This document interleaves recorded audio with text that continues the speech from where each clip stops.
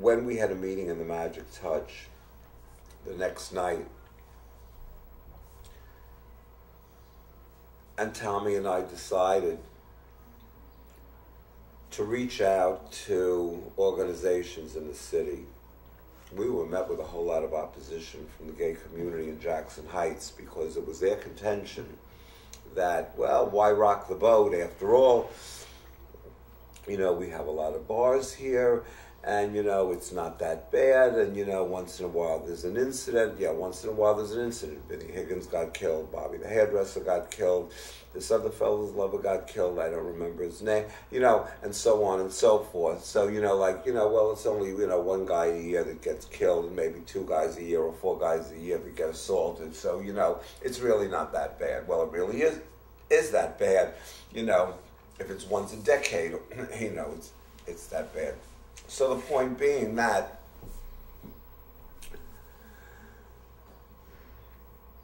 people were afraid to rock the boat because they became very, very comfortable within the lifestyle and the framework that has been set up and the lives that they lead. Many of them were closeted. Many of them, yeah. As soon as they got out of work, they got on the train, came back to Queens, and went to the Magic Touch for cocktail hour, or went to Billy the Kid, or La Careta, or the Friends, or wherever they went. But the idea of going into Manhattan and bringing in activists, well, you know, we should have been activists in Queens. We shouldn't have had to reach out to Manhattan. If we had done what we should have done years before we did it, maybe a whole lot of people would still be here. So it's unfortunate that it took Julio's homicide for us to do something and not really know. We needed some guidance. Mm-hmm. I mean, you know, it was like going into the deep end of the pool or something, you know, and we reached out to organizations, to Queer Nation, to ACT UP. Mm-hmm. And I remember Matt Foreman saying to me, in the beginning, Alan, it doesn't matter what you do as long as you do something.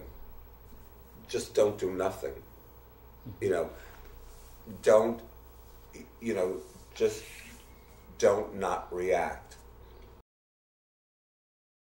Was there ever a sense that maybe someone knew and they just weren't, do you know what I mean, following, like maybe something was going on that you... There was a sense that the police department didn't want to do anything. Yeah. Because of Julio being gay. Yeah. And I think that's where more of the outrage came. Yeah. And of course when we found out later on it was a retired detective's son that was involved. Yeah. There was, of course, the talking about, oh, that's the reason why the police department didn't want to do anything. I truly don't think the police department knew it until later on. I really, you know, until they really ran a good investigation. Yeah. I think at first they just didn't run it. They ran a very sloppy investigation. I think. They were very carefree. You know, they figured it was another either faggot killed or another, you know, drug addict killed. That's the way it was sort of brushed off. Well, that was that's the thing. Because they were making a big deal of the whole, like, Julio had coke in his bloodstream. Yeah, that he was a drug addict, and I would say that a lot of the people that came out of the bars at that time were using coke. Yeah. And had any one of them been tested for coke, I would say more than half of the people would have come out positive. Yeah.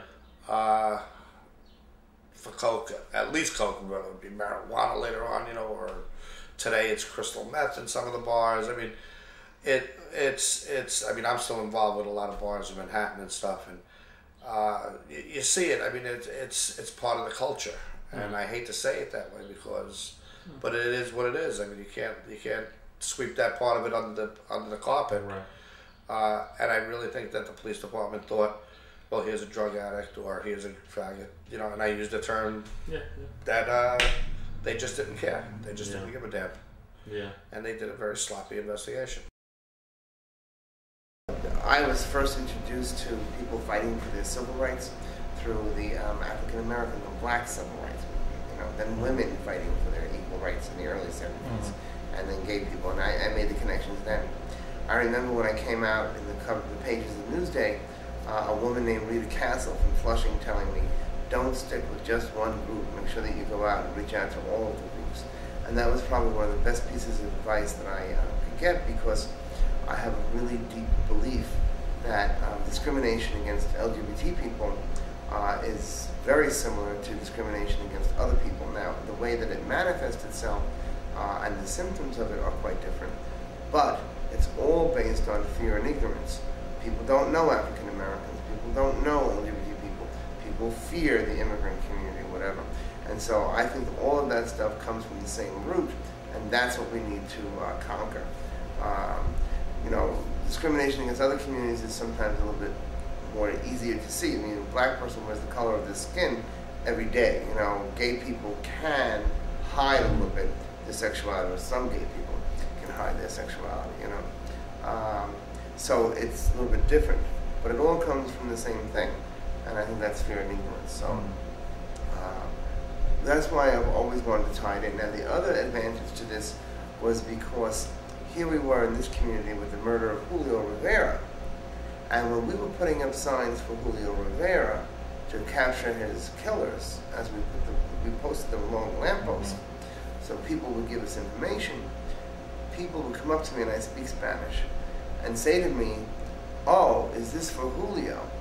And it didn't matter that we were gay, but the identification with the Latino community was there from the very beginning, because the Latino people who lived in the community realized that if Julio hadn't been killed because he was gay, he could have just as equally been killed because he was Latino. And that is what really gave me the idea of making sure that from that point forward, from the first parade on, that everybody was in this struggle together, and making sure that not only LGBT people marched in the parade, but that we had a lot of straight supporters also marching in the parade. And I think we've been very successful in terms of doing that, perhaps more so than anywhere else.